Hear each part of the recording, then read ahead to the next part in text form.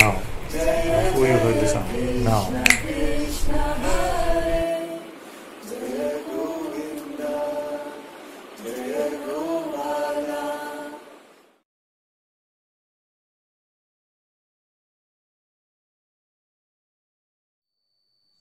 Hi, Father.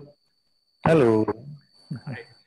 Um, I actually wanted to ask you something it's been on my mind the entire week, or more Hmm? than that, I think. Um, so for the since our last satsang on Friday, I somehow feel like I've just lost. I don't feel spiritual anymore, Ah, and I recognize it. I can feel like my mind is like I know on one hand I'm just more with my mind right now, and I'm not able to just detach from certain situations. I feel like I've reverted back to my old way of just being very, I don't know how to explain it, but very emotional and very directly into a situation and not able to like look at myself from the outside in. ah. Or inside out rather. And I just wanted to know because I feel like so many things now with work and when things get intense, I feel myself getting into it. And I thought I started the entire journey of spirituality, I think, to be a constant with myself when things go up and down. Yeah. But I don't know. I feel like I'm still the same person going up and down while everything else is going up and down. So I just Yeah. wanted to know, Yeah. what do I do? Okay, so let's go really slowly. So the first was I don't feel like I'm so spiritual anymore. Mhm. So what would that mean? The same feeling of centered, being able to be here while everything else is shaking, Ah. And where are you instead of that? shaking with everything else. Ah, okay. So are you talking about yourself as attention? Because attention can shake, isn't it? So are you Uh-huh. shaking with the attention? I'm talking more, I think, more in the sense of experience. Sorry, my dear, your or my internet is not so clear. Can you I repeat think that? I'm shaking more with the experience. Sure. I think I'm shaking more with the experience Ah, or my experience with. good. So when we say I am shaking along with the experience, you see, we are identifying with what? Like try to shake along with the experience. Now you're experiencing the movement of this hand. You also move along with it. How would you do Correct. it? How would you do that? So hand is up, down, like this, like this, like this, and you feel Mhm. like you've lost your center. You're all over the place. You see, all over the place. But who? What is moving? My hand, Huh? Huh? the hand itself, right? The hand is moving, and what Mhm. was following this hand? The movement of the hand. You see, we are following it with our attention. No? So, if you were not paying attention to it, for example, then you would not notice the movement of the Mhm. hand. So now what happens is that attention is such an intimate aspect of our existence that most of us relate attention with ourselves. You see? So if attention is on this, then I am there. If attention seems to be jumping from place to place, then it feels like I am getting jumpy and confused and going from place to place. But if you were to contemplate what attention is reporting back to, what do we find? Isn't it reporting back to myself? Yes, yes. Now, is the self also jumping along with the attention?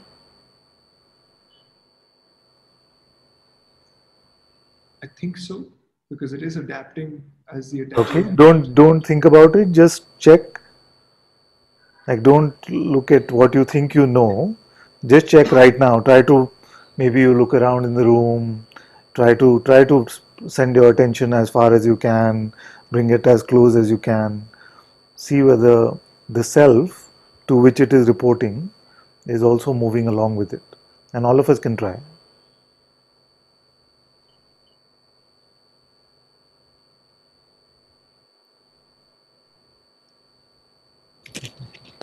No, I don't think so.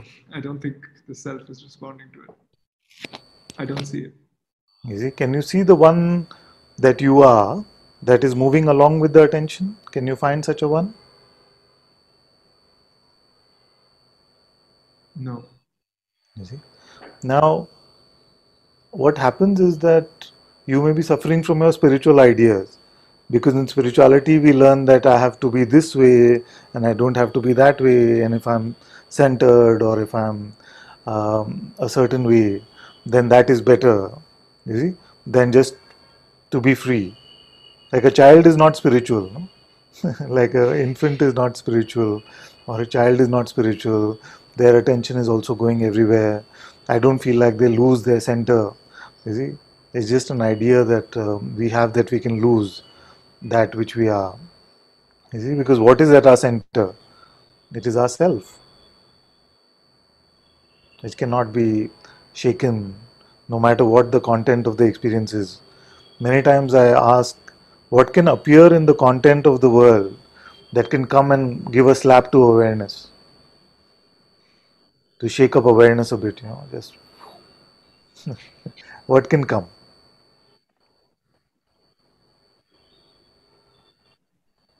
The worst thing you can imagine, if it appears, you see, what gets shaken by it? The most horrible experience. What does that shake up? The attention, right? Not the person.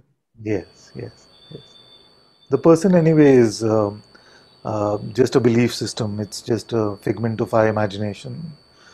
But the reality of what you are, the self, you see, which is the pure witnessing itself, the pure awareness, remains unshaken through all of this.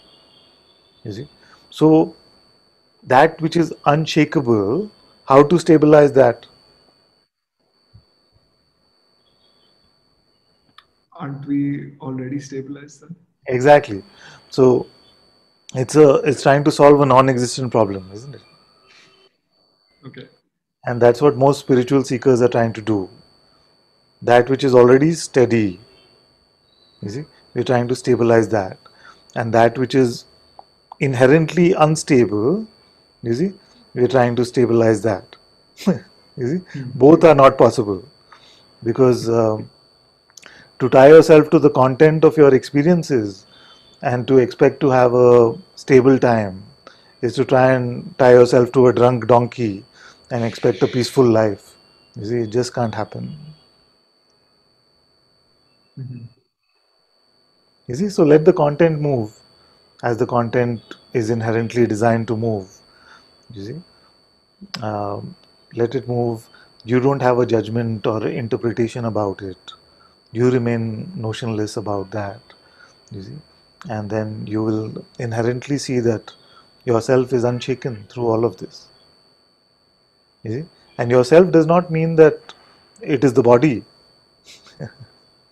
You see, one time what happened is that Shankara was sitting in the forest with his disciples, and he was saying how the world is all an illusion and it's inherently changing and all this great stuff that we are talking about. And then a tiger came. Tiger came, and Shankara was the first to run. And then the disciples also followed him. Shankara climbed a tree, and so did his disciples. So they all went hiding in a tree till the tiger went away. Now, what happened is when they came back and convened again like this, everybody was a bit, they were not as reverential as they were before. They were laughing at Shankara a bit. And Shankara said, "So what's happening? What's going on with you guys? So they said, "But you were just saying the world is Maya, it doesn't touch you." You see, well, the tiger came and you were the first to run. You see, so Shankara said that the running of this body was also part of the Maya. You see, now The funnier end to this story is that Shankara said that I know that the tiger is Maya, but the tiger doesn't know that it is Maya. You see, but the fact is that many times what happens is that we will take the movement of this body, which is part of this world creation that we experience, and therefore inherently unstable and changing in its qualities. You see, last time we were talking about the play of the gunas, the rajas, sattva, and tamas. All these gunas, you see, they seem to operate and move this body in certain ways. You see, so we take that movement to be a statement or a report card about how stable we are, and that cannot be so.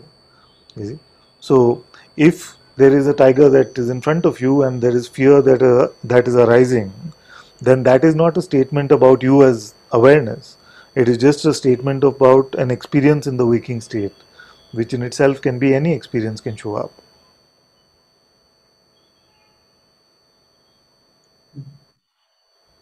You see, have we gone too far?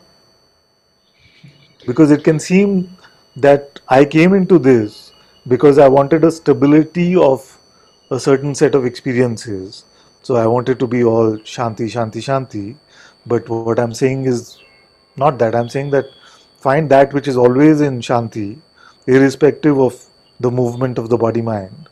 You see, as you discover yourself to be that, then all this movement will not matter so much, or you will not be so concerned by it. In fact, I may go as far as to say you may even enjoy it. You see? So sorry, if I'm understanding you correct, then Yeah.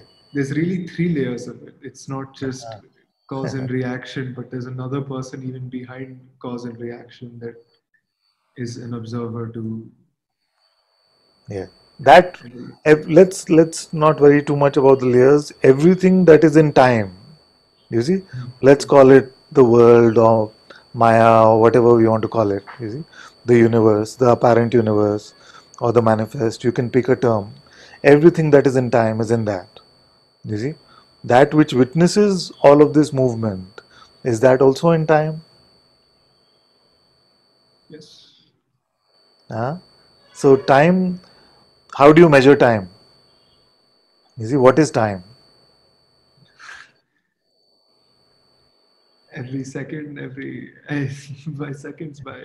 But if there was no change, you see, you are able to measure the movement of time because there is a change, and change is a part only of the manifest. You see, like in the deep sleep state, sometimes you wake up and only 20 minutes of this world's time has passed, and you felt like you had a full night's sleep. Sometimes you see, sometimes you slept for 10 hours of this world's time, but it seemed like you slept only for a moment. You just close your eyes. You see, so in the absence of phenomenal experience, this notion of time or the play of time doesn't seem to be experienced. You see, in fact, time is really never our experience. It is purely notional, but we'll look at that a little later. The thing is that everything that is in time and space, that is the manifest world. You see, that which is witnessing this. Can you tell me one attribute of that, one property? What color is it?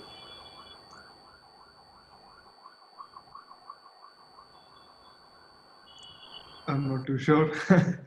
You see, so you can look and check again and again, and you will notice that it is what is called nirguna, which means absent of any attributes. You see, or qualities, and nothing in time and space is like that. Everything in time and space has the properties of length, breadth, width, height, duration. You see, the four dimensions. But you, that is the witness of all of this, that is the pure awareness of all of this, does not have any of these properties. Like you cannot tell me how long the witness is or how broad the witness is, Hmm. isn't it? Mhm. You see? So you find yourself to be beyond this spatial or manifest universe. And I know to the mind that sounds crazy. It sounds beyond crazy, maybe. It sounds like too much. But the fact is that uh, you need a certain amount of openness to accept that you are not an object in this universe. You see, you have to, even if you don't go as far as to accept that the universe may be just an objective appearance within you, at least that much openness must be there, that you must be open to the idea that you are not an object in this world. Hmm. You see, and I know it goes contrary to everything that we have thought so far and everything that we've believed so far. You see, but we've also heard in spirituality, when you were spiritual till 2 weeks ago, you felt that spiritual means the spirit is undying, no? Is undying, is untouched, is unhurt. You see, that is Mhm. spirit, no? What would be the point of spirit if spirit also died? You see? Mhm. Now there is nothing in the world which is undying. You see? Hmm. Everything has a duration, everything has a birth, everything has a death.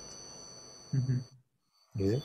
So to be spiritual is to realize that which is beyond time, it is beyond space. You see? It is not really about a way of life, although most people think it is like a way of life, or how do I exist in a better way.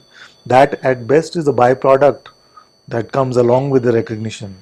You see, so you may look at the life of a sage and say, I want to live like she is living or he is living. You see, but that is just a byproduct. It is not really, because every sage leads a different sort of life anyway. You see, just like everything in consciousness is unique. You see, so allow the byproduct to play out as it is meant to. You you must prioritize the discovery of who you are. You see, then you can look at how to live, whether to live spiritually or to live in a worldly way. First, you have to know who you are, no? First, before you can determine how that one should live, you must be clear about what you are in the first place. You see, otherwise, you may think that you're a turtle, you see, but actually, you turned out to be a mongoose or something like that. And then you had this whole turtle life plan, but it doesn't make sense for a mongoose, no? Isn't it? I'm sorry if I'm using inelegant example, No, no, but makes perfect sense. the point is that our plan for how to live must be based on who we are, no? Like whether to be spiritual or whether to be materialistic, whether to be childlike or whether to be all adult, you see, must be determined by who is there at the center, you see. So let's determine that first, and then we can decide how we should live. Doesn't it make sense, even intellectually?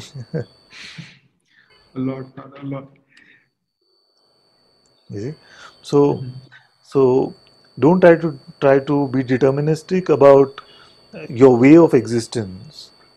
You see? Don't try to make a box in terms of spiritual means this. You see, materialistic means this. The Zen master said, before enlightenment, chopping wood, fetching water. After enlightenment, chopping wood, fetching water. You see, so it can be that way. But I like to say or not. It could be another way also. It is not. It is not necessary that it continues the same way. You see.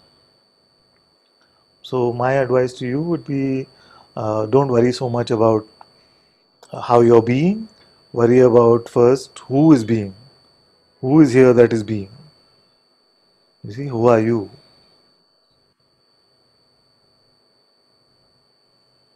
Makes sense. Makes a lot of sense. Very good, very good, very good. I'm happy to hear from you as always. Thank you. Thank you. Thank you, Pat. Thank you, my love.